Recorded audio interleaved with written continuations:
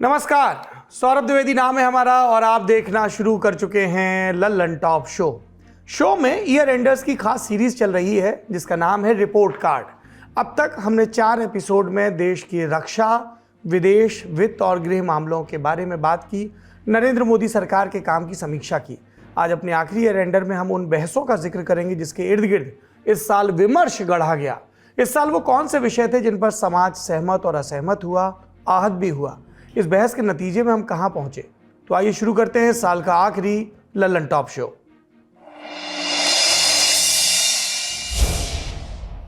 पहली बड़ी बहस हुई कर्नाटक के स्कूलों में हिजाब पर। दिसंबर 2021 में कर्नाटक के उडुपी के पीयू गवर्नमेंट कॉलेज में हिजाब पहनने पर विवाद शुरू हुआ था। सरकार ने कहा क्लास के भीतर हिजाब नहीं पहना जा सकता और छात्राओं ने कहा हम तो पहले से पहनते आ रहे हैं। यूनिफॉर्मिटी को लेकर बहस शुरू हुई। 1 जनवरी को हिजाब न पहनने के विधिवत आदेश के बाद धीमे धीमे विवाद बढ़कर आसपास के बाकी जिलों में पहुंच गया। बेलगावी, बगलकोट, चिकमंगलूर, शिवमोगा, हासन, यादगीर, कोडागू, मांड्या, हवेरी और गुलबर्गा जैसे आसपास के जिलों में प्रदर्शन हुए। बात सिर्फ कर्नाटक तक सीमित नहीं रही। एक कॉलेज से उठी बात संसद तक पहुंच गई। स्कूल को धर्म से अलग कर देखने की बहस शुरू हो गई। धीमे धीमे मामला पैन इंडिया हो गया। कोलकाता की सड़कों पर हिजाब के समर्थन में प्रोटेस्ट हुए। महाराष्ट्र के औरंगाबाद, मध्य प्रदेश के भोपाल, तेलंगाना के हैदराबाद जैसी जगहों से भी प्रदर्शन की तस्वीरें आने लगी। सोशल मीडिया पर भी गुत्थम गुत्था शुरू हो गई और मामला कर्नाटक हाईकोर्ट में भी गया। सरकार ने पक्ष रखा कि स्कूल ड्रेस सबके लिए एक समान होनी चाहिए। लंबी बहस के बाद फैसला राज्य सरकार के पक्ष में आया। कर्नाटक के स्कूलों में हिजाब पर बैन लग गया। हाईकोर्ट के फैसले के खिलाफ सुप्रीम कोर्ट में याचिका दाखिल कर दी गई। अलग अलग तारीखों पर 10 दिन लंबी जिरह हुई। 7 सितंबर को 2 जजों की बेंच ने मामले को सुनना शुरू किया। केस को आयशत शिफा वर्सेस स्टेट ऑफ कर्नाटका के नाम से जाना गया। 13 अक्टूबर को जस्टिस हेमंत गुप्ता और जस्टिस सुधांशु धूलिया ने फैसला सुनाया। क्या था फैसले में? दोनों जज एकमत नहीं थे। दोनों ने अलग अलग फैसला सुनाया। जस्टिस हेमंत गुप्ता ने कर्नाटक हाईकोर्ट के फैसले को सही माना, जबकि जस्टिस सुधांशु धूलिया हिजाब बैन के खिलाफ खड़े हो गए। जस्टिस धूलिया के फैसले में एक अहम टिप्पणी थी कि मैंने इस मुद्दे को कुछ अलग तरीके से देखा है। ये एसेंशियल रिलीजियस प्रैक्टिस है या नहीं, उस मुद्दे पर जाने की जरूरत नहीं थी। कर्नाटक हाईकोर्ट ने गलत रास्ता अपनाया। ये अंततः अनुच्छेद 14 और 19 के तहत पसंद का मामला है। It is a matter of choice, nothing more and nothing less. मतलब ये कि पसंद का मामला है, इससे ज़्यादा कुछ नहीं, इससे कम कुछ नहीं। जबकि जस्टिस गुप्ता ने कहा था कि भारत जैसे लोकतांत्रिक देश में जिसमें कई धर्म शामिल हैं, वहाँ क्षेत्र, आस्था, भाषा, भोजन और वस्त्र की अनेक अवधारणाएं हैं। हमारे संविधान के तहत अपनाई गई धर्मनिरपेक्षता को अलग तरह से समझना होगा। धर्म राज्य की किसी भी धर्मनिरपेक्ष गतिविधि के साथ जुड़ा नहीं हो सकता। धर्मनिरपेक्ष गतिविधियों में धर्म का अतिक्रमण स्वीकार्य नहीं है। इस प्रकार धर्मनिरपेक्षता का अर्थ है सभी धर्मों के साथ समान रूप से व्यवहार करना, और यही उचित होगा। जिस तरह से इस मसले पर समाज का मत बटा हुआ था, वैसे ही जजों के मत भी भिन्न रहे। अब 3 जजों की बेंच आने वाले साल में नए सिरे से सुनवाई करेगी। मतलब ये 2021 में शुरू हुआ विवाद 2022 से होता हुआ 2023 में भी दाखिल हो गया। अब बातचीत की धारा को थोड़ा सा मोड़ते हैं। लल्लन टॉप शो में अमूमन हम राजनीतिक, आर्थिक, सामाजिक, अपराध या वैश्विक दुनिया से जुड़ी खबरों पर बात करते हैं, लेकिन आज हम चाहते हैं कि विस्तार से सिनेमा पर भी बात हो। हम जितनी कलाएं जानते हैं उनका सबसे जीवंत इस्तेमाल होता है इस मीडियम में। 2022 में भारतीय सिनेमा ने कौन सी कहानियां सुनाई और उनसे क्या चर्चा शुरू हुई, आइए समझते हैं। हम साफ कर दें, ये किसी तरह का काउंटडाउन नहीं है और ना ही हम सिनेमाई उत्कृष्टता पर टिप्पणी कर रहे हैं। हम बस उन कुछ फिल्मों का जिक्र कर रहे हैं जिनके इर्द गिर्द कुछ नई और पुरानी बहसों ने आकार लिया। पहली फिल्म है कांतारा। किसी ने नहीं सोचा था कि ऋषभ शेट्टी नाम का कोई कन्नड़ा डायरेक्टर महज 16 करोड़ में एक ऐसी फिल्म बना देगा जो भारत में साल की सबसे बड़ी फिल्मों में से एक बन जाएगी। कांतारा को छोड़कर जितनी बड़ी फिल्में इस बरस आईं, उन सबको लेकर राय बटी रही। किसी को बाजार ने पसंद नहीं किया तो किसी को आलोचकों ने, लेकिन लोक देवताओं और आदिवासी प्रथाओं को रूपक के तौर पर इस्तेमाल करने वाली कांतारा कई गंभीर प्रश्न उठाती है कि जंगल और जमीन का मालिक वास्तव में कौन है। वो जो जमीन पर ऐतिहासिक दावा ठोकते हैं, यानी कि जमींदार, देश और इस नाते जंगल की पालक सरकार, या फिर वो आम लोग जो लाखों बरसों से जंगल में रहते आ रहे हैं। कांतारा हमें बताती है कि जंगल और जमीन इन तीनों में से किसी के नहीं, हम सब के पास कुछ वक्त के लिए इनकी जिम्मेदारी आती है जिसे निभाना है। बदले में हमें जीवन यापन के साधन मिलेंगे, लेकिन इसका मतलब ये नहीं कि हम मालिक होने का दंभ भरें। अगर हम इस नियम की अनदेखी करेंगे तो न्याय को पुनः स्थापित करने के लिए दोषियों को दंड मिलेगा, और यही दंड कांतारा में लोक देवताओं के माध्यम से दिया जाता है। जल जंगल जमीन की लड़ाई का हमारे यहाँ एक लंबा इतिहास रहा। कांतारा उसे अपने तरीके से पर्दे पर उतारती है। क्लीशे होने की शर्त पर हम कहना चाहते हैं कि कांतारा एक प्रॉपर मेन स्ट्रीम फिल्म है, इसलिए उसमें वो खामियां भी हैं जिसकी चर्चा हमारी सिनेमा टीम अपने काम में करती रहती है। अगर आपकी सिनेमा में दिलचस्पी है तो आप लल्लन टॉप सिनेमा ये यूट्यूब चैनल और फेसबुक पेज है ज़रूर देखिए, क्योंकि इसमें आपको दुनिया जहां के इंटरव्यू और गंभीरता के साथ, विमर्श के साथ सिनेमा के रिव्यू मिलेंगे। बढ़ते हैं अगली फिल्म की तरफ। इसका नाम है RRR। इस फिल्म में वो सब था जिसके लिए बाहुबली फेम SS राजमौली मशहूर हुए। बड़ा कैनवस, शानदार एक्शन सीन और विजुअल इफेक्ट्स। लेकिन RRR ने नए विषय पर भी चर्चा पैदा की कि भारत को स्वतंत्रता कैसे मिली, अहिंसक सत्याग्रह या फिर हिंसक विद्रोह। अंग्रेज शासन की मुखालफत इन दोनों ही तरीकों से हुई। सत्याग्रह के नायकों मसलन महात्मा गांधी का काम बहुत अच्छी तरह से डॉक्यूमेंट किया गया है, फिल्में बनी है। फिल्में हिंसक विद्रोह के नायकों पर भी बनी है, मसलन सुभाष चंद्र बोस, भगत सिंह, अशफाकुल्ला खां आदि। हम क्रांति की कहानियों से प्रभावित तो बहुत होते हैं, लेकिन जाने अनजाने अहिंसक सत्याग्रह को प्रधान भी मान लेते हैं। इस मत को अब चुनौती मिल रही है। इसी संदर्भ में हमने RRR का जिक्र भी किया। फिल्म क्रांतिकारी अल्लूरी सीताराम राजू और कोमाराम भीम का काल्पनिक चित्रण करती है। ये दोनों असल क्रांतिकारी थे जो आज के तेलंगाना और आंध्र प्रदेश में हुए। जब इनका चित्रण काल्पनिक है तो सिनेमाई छूट भी ली गई, लेकिन स्टोरी टेलिंग पर राजमौली की पकड़ आपको स्क्रीन से नजर हटाने नहीं देती। बात चर्चा की हो रही तो इस बात का भी जिक्र कर लें कि RRR स्वतंत्रता संग्राम के सारे नायकों को ट्रिब्यूट देती और इसमें अहिंसक सत्याग्रह को मानने वाले भी थे और क्रांति के समर्थक भी, सरदार पटेल भी और भगत सिंह भी, पर गांधी नहीं थे, जो अपने आप में एक स्टेटमेंट है।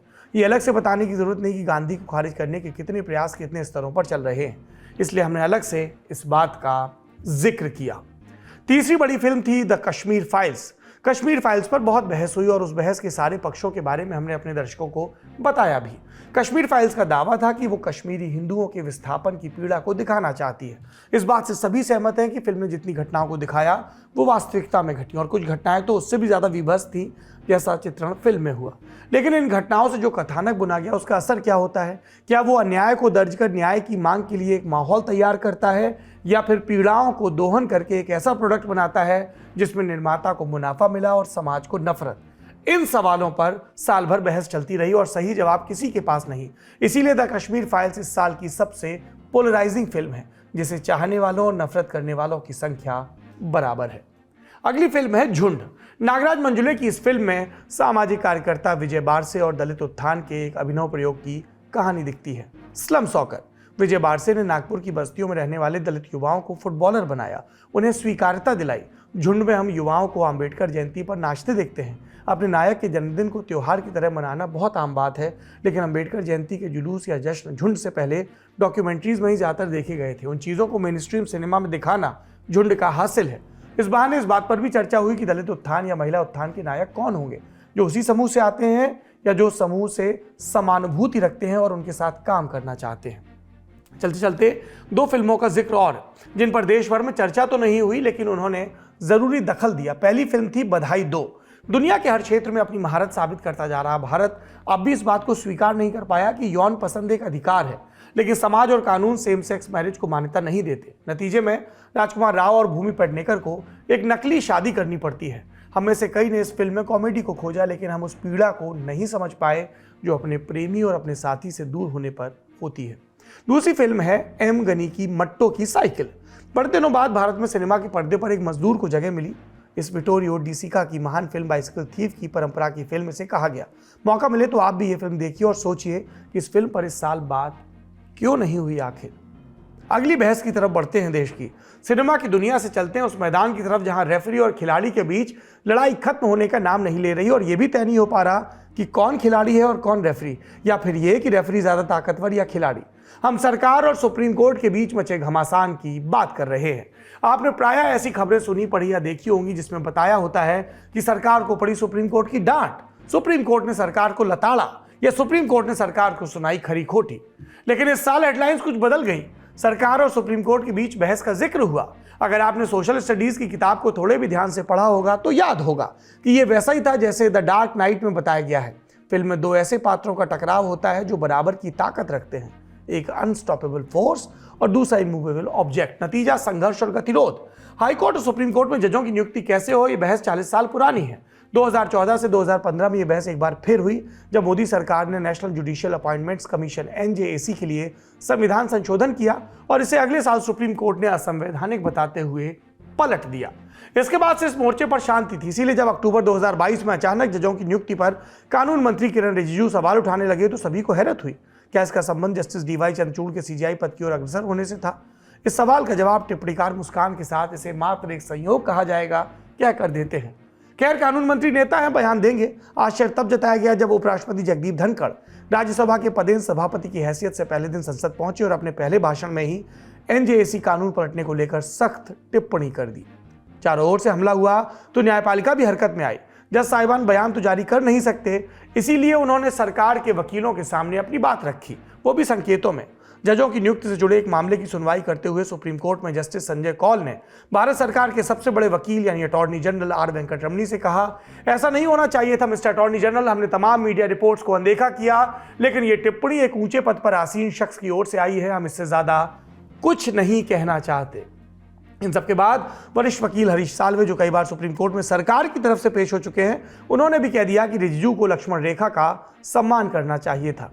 इस बहस को सिर्फ न्यायपालिका पर हो रहे हमलों की तरह देखना गलत होगा। कोलेजियम एक ऐसी व्यवस्था है जिसे सुप्रीम कोर्ट के फैसलों का संरक्षण मिला हुआ है, यानी ये देश के कानून की तरह ही है, लेकिन इस व्यवस्था की आलोचना तो की ही जा सकती है। कोलेजियम सिस्टम में जज ही जजों की नियुक्ति के लगभग सारे अधिकार रखते हैं, लेकिन इसके लिए कोई जवाबदेही तय नहीं की जा सकती। ये सभी मानते हैं कोलेजियम में अवश्य सुधार होना चाहिए, लेकिन जिस तरह लगातार सुप्रीम कोर्ट को लेकर सार्वजनिक बयान आ रहे हैं, उसने कोलेजियम के आलोचकों को भी उसके पक्ष में खड़ा कर दिया है। ऐसे में जरूरी है कि साफ नियत के साथ एक स्वस्थ माहौल में चर्चा हो, क्योंकि हमारे देश को एक ऐसी सरकार और ऐसी न्यायपालिका की आवश्यकता है जिनके बीच खेल के नियम तय हों, ताकि आम जन देख सकें कि संवैधानिक संस्थाएं वो काम कर रही हैं या नहीं जिसकी जिम्मेदारी उन्हें संविधान निर्माताओं ने दी थी। अगली बहस की तरफ बढ़ते हैं। हम सभी अदालतों की बात कर रहे थे।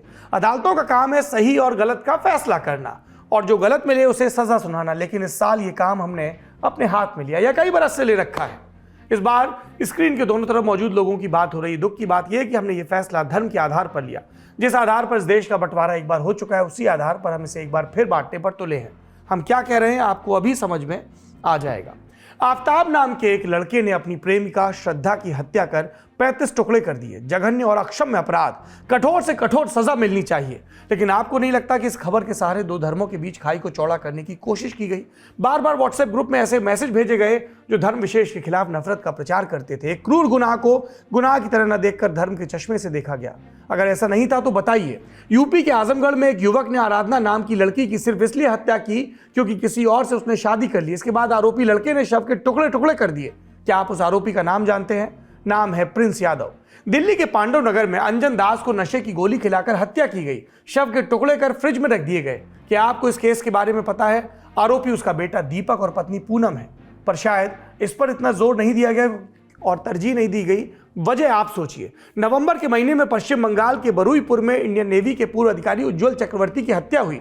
शव को कई टुकड़ों में तोड़कर तालाब और जंगल में ठिकाने लगाया गया। आरोपी का नाम जानते हैं? उनकी पत्नी और बेटे ने ही हत्या को अंजाम दिया।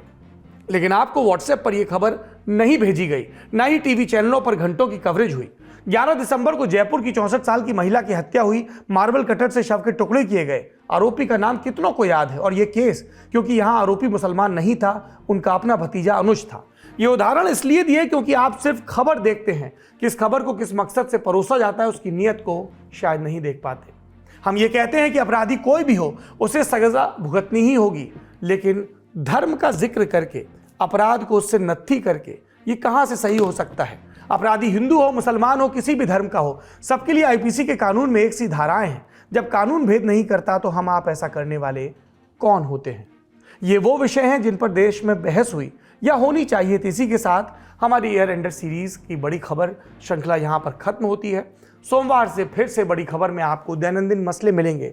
हमारी कोशिश थी, लल्लन टॉप की ये कोशिश थी कि हम इन 5 खास एपिसोड्स में रिपोर्ट कार्ड में देश को बता सकें 365 दिन का जायजा, हमारा, आपका, हमारे मुल्क का, हमारी सरकार का, हमारी संस्थाओं का जायजा, क्योंकि आलोचना से परे कोई नहीं है और सुधार की गुंजाइश हमेशा रहती है। बड़ी खबर से अब रुख करते हैं सुर्खियों का। आज 30 दिसंबर को प्रधानमंत्री नरेंद्र मोदी की मां हीराबा का निधन हो गया। उनकी उम्र 100 बरस की थी। पिछले कुछ दिनों से बीमार चल रही हीराबा को 27 दिसंबर को अहमदाबाद के यूएन मेहता अस्पताल में भर्ती कराया गया था। गांधीनगर में उनका अंतिम संस्कार हुआ, जहां प्रधानमंत्री मोदी ने उन्हें मुखाग्नि दी। मां के निधन पर पीएम मोदी ने याद करते हुए ट्वीट किया, लिखा कि मैं जब उनसे 100वें जन्मदिन पर मिला तो उन्होंने एक बात कही थी जो हमेशा याद रहती है कि काम करो बुद्धि से और जीवन जियो शुद्धि से। देश विदेश की तमाम हस्तियों समेत आम लोगों ने भी पीएम मोदी की माता के निधन पर शोक जताया। मां के अंतिम संस्कार के तुरंत बाद पीएम मोदी अपनी जिम्मेदारियों की तरफ लौटे।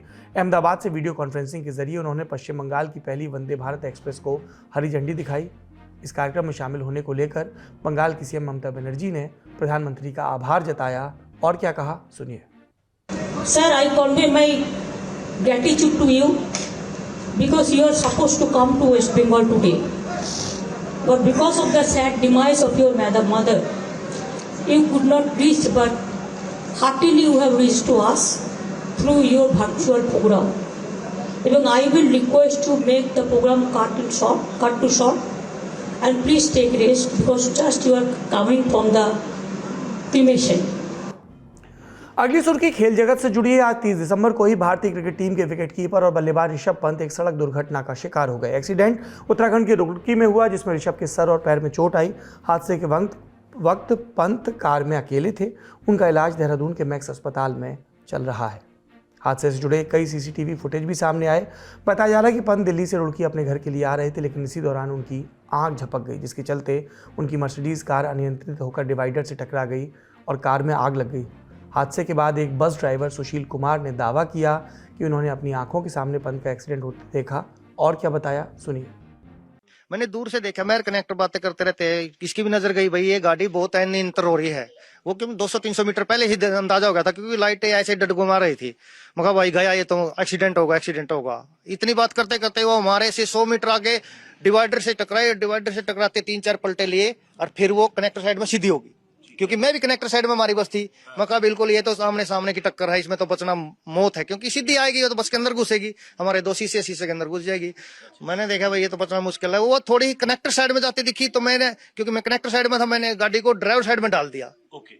तो मेरे बचाव ये रह गया। वो जैसे ही मैंने ड्राइवर साइड में करी, क्योंकि फासला था 100 मीटर का होगा, वो ड्राइवर साइड में कनेक्टर साइड में गाड़ी निकल गई। इस संपत्ति की मैंने देखा भाई गाड़ी में आग लगी। मैं एक साइड ब्रेक मारे जबरदस्त, उस साइड से मेरा कनेक्टर परमजीत नैन उतरा, एक साइड से मैं खिड़की से स्पीड से देखा तो हमने वो आधा वैसे इस टाइप में था, हमने आधे के बाहर निकाला, खींच लिया हमने जी। देखो मैं डेड हो रहा था, वो तो कुछ में ऐसा लगा, हमने खींचा, कुछ उसका खरोच से भी आई, वो हमारे खींचने से भी आई।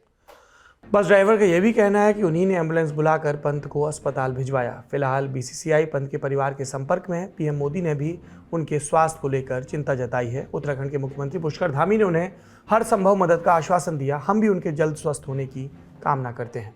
इस सुर्खी के आखिर में 30 दिसंबर को ही खेल के संसार से आई एक और खबर का जिक्र कर लेते हैं। दुनिया के महानतम फुटबॉल प्लेयर्स में शुमार पेले का निधन हो गया। अपने 21 साल लंबे फुटबॉल करियर के दौरान 1281 गोल करने का वर्ल्ड रिकॉर्ड बनाने वाले पेले कैंसर से जूझ रहे थे। उनकी महानता के किस्से एक सुर्खी में समेट पाना असंभव है। दुनियादारी शो के आज के एपिसोड में उनके संघर्षों और फुटबॉल के शिखर तक पहुंचने की कहानी सुनाई गई है। लिंक आपको डिस्क्रिप्शन में मिल जाएगा, जरूर देखिएगा। अगली सुर्खी आंध्र प्रदेश से है। 28 दिसंबर को आंध्र के नेल्लोर में टीडीपी प्रमुख चंद्रबाबू नायडू के रोड शो में भगदड़ मच गई थी, जिसमें 8 लोगों की जान चली गई। आज आंध्र के सीएम जगनमोहन रेड्डी का बयान आया। उन्होंने भगदड़ के लिए पूर्व मुख्यमंत्री चंद्रबाबू नायडू को जिम्मेदार ठहराया और कहा कि नायडू का प्रचार उन्माद त्रासदी का कारण बना। बाबू ने अपने राजनीतिक लाभ के लिए 8 लोगों को मार डाला। ये जघन्य और शर्मनाक है। एक फोटोशूट के लिए, एक ड्रोन शॉट के लिए भले ही कुछ लोग थे, उन्होंने बड़ी संख्या दिखाने के लिए लोगों को एक सकरी गली में धकेल दिया। उन्होंने अपने वाहन को बैरिकेड की तरह इस्तेमाल किया और 8 लोगों को मार डाला। क्या इससे बुरा कुछ होगा? चंद्रबाबू नायडू ने घटना पर दुख जताया था और पार्टी की तरफ से मृतकों के परिजनों को 24-24 लाख रुपए देने का ऐलान भी किया था। लेकिन इस घटना के अगले ही दिन हैदराबाद से करीब 450 किलोमीटर दूर कवाली टाउन में भी रोड शो किया था, जिसके लिए नायडू सीएम जगन के निशाने पर रहे। फिलहाल पुलिस ने आईपीसी की धारा 174 के तहत मुकदमा पंजीकृत कर जांच के आदेश दिए। डीएसपी रैंक के अधिकारी जांच कर रहे हैं। जाते जाते आपको एक खबर और दे देता हूं। सरकार ने 12 बचत योजनाओं पर ब्याज दर को बढ़ा दिया है। बढ़ोतरी 0.2% से लेकर 1.1% तक की है। उदाहरण के तौर पर 1 जनवरी 2023 से 5 साल के लिए डिपॉजिट की गई रकम पर 6.7% की जगह पूरे 7% का ब्याज मिलेगा। ये था आज का ललन टॉप शो। एक साल बीत रहा है, बहुत सारे सबक के साथ, बहुत सारी मुस्कान के साथ, बहुत सारे दुखों के साथ। जीवन ऐसे ही अपने हिस्से की वृद्धि पाता है और हम अपनी पोटली में इन सबक को बांधे एक नए सफर पर निकलते हैं। समय का ऐसे ही तो विभाजन किया गया है ताकि कुछ ताज़ा दम हो सकें, कुछ सुस्ती मना सकें और फिर नए सिरे से शुरुआत कर सकें। एक नया बरस, एक नया कैलेंडर, एक नया संकल्प, लेकिन कुछ पुरानी मान्यताएं भी, कुछ पुराने उद्देश्य भी। लल्लन टॉप का यही संकल्प है। नए बरस में और भी नए कार्यक्रम आएंगे। ज्ञान का सरलीकरण, नागरिक की जागरूकता और सत्ता के सभी तंत्रों की जवाबदेही। ये वो संकल्प है, वो कॉल है जो हमने उठाया है और जिस पर हम लगातार चलते रहेंगे। आपको अपनी नज़र बना कर रखनी है लल्लन टॉप पर। कहीं चूकें तो टोकना है और कहीं कुछ आपको लगे कि दुरुस्त किया है तो अपने हिस्से की शाबाशी भी हमारी तरफ भेजनी है। बाकी सिलसिला चलता रहेगा इंटेंट के साथ कंटेंट बनाने का। आप सबको नए साल की खूब शुभकामनाएं। नए बरस में फिर मुलाकात होगी ऐसी उम्मीद है। शुक्रिया, शुभ रात्रि। अपना अपनों का खूब ख्याल रखिए। आपके ज्ञान की गहराई नापने के लिए आ गई है लल्लन टॉप क्विज। मौके पर दो जवाब और मौके पर ही पाओ इनाम। सोमवार से शुक्रवार रात 9 बजे सिर्फ लल्लन टॉप ऐप पर। याद रखो कक्का की बात जो कही गई है, नॉलेज पर हाल लगाओ हाल फायदा, दे लगाओ का फायदा। तो फटाक से डाउनलोड करो लल्लन टॉप ऐप और आ जाओ 9 बजे क्विज खेलने के लिए हमारे साथ।